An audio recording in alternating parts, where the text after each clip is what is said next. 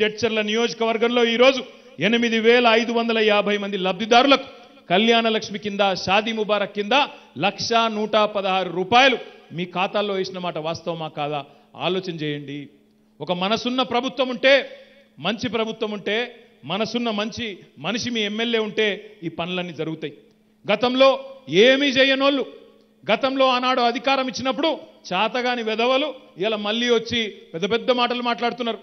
నాకు వాళ్ళ పరిస్థితి చూస్తుంటే, మొన్న వచ్చి మాట్లాడిన కాంగ్రెస్ అధ్యక్షుని పరిస్థితి చూస్తుంటే నాకు ఒక చిన్న కథ గుర్తొస్తున్నది. వెనకటికి ఆనాడు ఎప్పుడో మన జడ్చర్ల పట్టణంలోనే ఒక పిల్లగాడు ఉండే, 12-13 ఏళ్ళు ఉండే. వానికి చిన్నప్పటి నుంచే వాడికి చదువు రాలేదు, చదువు సందే లేదు. తెల్లారు లేస్తే ఇక రోజు మందుగొట్టుడు, జర్దా బుక్కుడు, గుట్కా బుక్కుడు, అన్ని దిక్కుమాలిన సోపట్లు, దిక్కుమాలిన అలవాట్లతోని అట్లే పెరిగి పెరిగి పెరిగి పెద్దోడు అయిండు. పెద్దోడు అయినాక ఆయన 17 ఏళ్ళకి వచ్చిండు. వచ్చి ఓ రోజు బాగా తాగిండు. ఆ తాగిన నషాలో ఆయన ఇంకా తాగాలనిపించింది.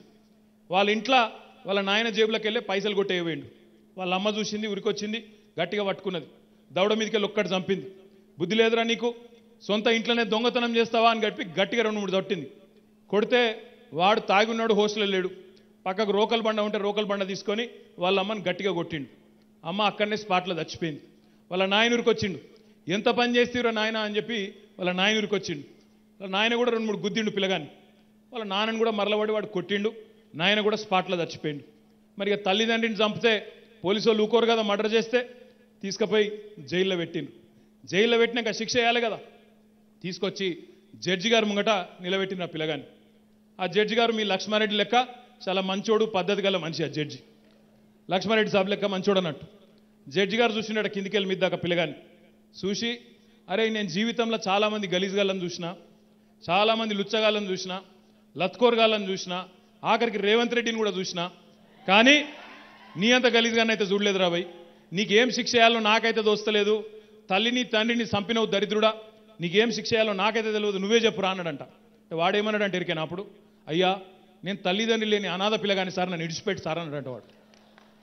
నేను అడుగుతా ఉన్నా ఈరోజు కాంగ్రెస్ వాళ్ళను, 55 ఏళ్ళు అధికారంలో ఉన్నప్పుడు కరెంట్ ఇయ్యక, నీళ్ళు ఇయ్యక సావగొట్టినోళ్ళు మళ్ళీ మీరే వచ్చి నక్క వినయాలు ప్రదర్శించుకుంటా, ఓహో ఆహా అని ప్రేమలు గురిపించుకుంటా, ముసలి కన్నీరు గార్చుకుంటా మీరు డైలాగులు కొడతా మిమ్మల్ని కూడా నవ్వుతారా నాయన?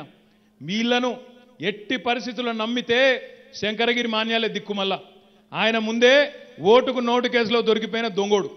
ఆయన చేతులగిన పొరపాటున ఆ పార్టీని వాళ్ళు పిచ్చోలు పెట్టిండ్రు. కానీ పొరపాటున ఒక్క ఓటేసినా గట్లాంటి దిక్కుమాలిన పార్టీకి అవకాశం ఇస్తే మళ్ళొక్కసారి ఇంతకుముందు సీనన్న చెప్పినట్టు మళ్ళా 200 పింఛన్ వస్తుంది, మళ్ళా 3 గంటలు కరెంటు కోతలు, రైతు బంధుకు రామ్ రామ్,